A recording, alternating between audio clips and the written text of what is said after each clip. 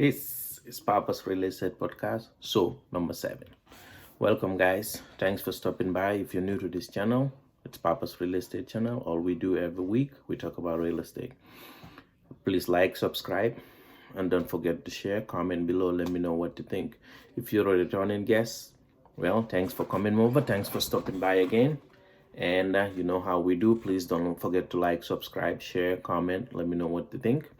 All right. In today's podcast, we're going to be talking about people that invest in real estate. Should you manage your own property or should you hire a property management company to manage it for you? Let's say, for example, as simple as you live in a house for a few years, you upgrade, downgrade, whatever the reason is, move to a different house. Now you don't want to sell this house, or you can't sell it for whatever reason, or you don't want to sell it. Now you want to rent that house out. Should you manage that for yourself, or should you hire a property management company to manage it for you? Anyway, my own personal thought and belief about it is, if you're new to something, in order to know more about it, is do it yourself if you can. If you get the time, know-how, and you want to invest the energy and into it to get educated, do it. You're going to learn a thing or two. You're going to make a lot of mistakes, but you're going to learn a thing or two. But if you don't want to do that, it's okay for you to hire a property manager to manage it for yourself. My personal philosophy is do it yourself for a little bit, maybe a year or two or more, to learn something into it. Then if you feel like it's taking too much of your time, or you don't like it, or whatever reason it is, then you can hire it out. All right, let's break it down and talk about why, as a new investor, you should manage your own properties at the beginning. All right, for example, you learn things better if you're doing it. You can sit, read books, listen to podcasts, do all that stuff. But if you haven't done it yourself, you can't be able to learn anything in it. So for example, you have 1, 2, 3 properties. Those may take a lot of time to manage it, but if you do, you're going to learn a lot. So you take, and especially if they live close by to where you live, maybe a driving distance of within an hour on each direction. I'm not saying you have a property in another state or a few hours, like 4 or 5 hours away from you, then you turn around and start managing it and you get a tenant fall call. You don't have people set up on that side to do maintenance and stuff for you. Then you gotta go drop everything you got going on, drive all the way over there. For example, you live in the same town, your properties are in the same town with you, 10-15 minutes drive from you. At the beginning, it's okay to manage those yourself. Get a book or two about property management, read it. A podcast about property management, all the other little stuff, including a software or anything you can get your hands on regarding property management. Do it, learn about it. And if you grow, or it came time that you think, okay, I've done this few years or however long it is, and you're willing to give it up to somebody else. A property manager, knowing that you've been managing your properties for whatever amount of time, and it's not like things get out of hand for you and you can't control anything that's going on right now, and you're like, oh, Mr. Property Manager or Miss Property Manager, whatever the case is, here is my properties. I'm fed up. I can't handle it anymore. Have at it. No, you can say, hey, I had this. I've been managing them for few amount of whatever, how long it is, years.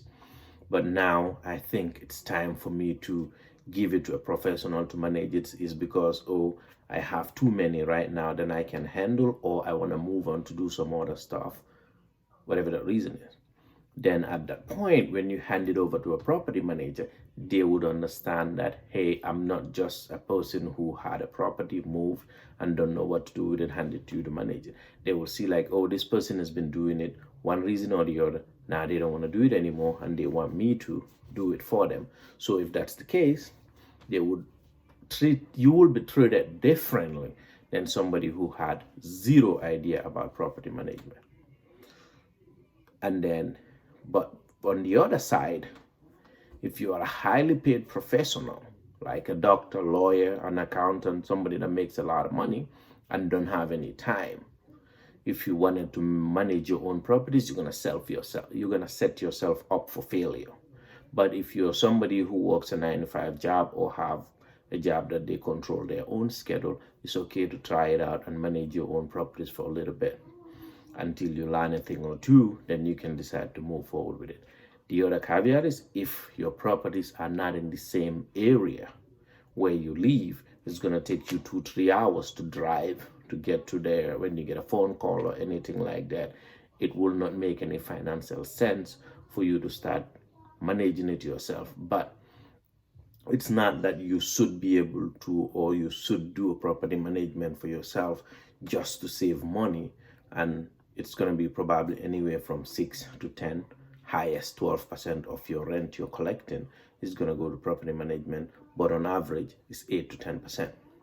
So if you're buying a property, you have to calculate that in place to say, you know what, I'm going to buy this house, but I want to make sure I account for property management in your numbers to say, if I buy this and rent it out, accounting for vacancy, property management, maintenance, capex maintenance, and all the other stuff, then can I still make money from it?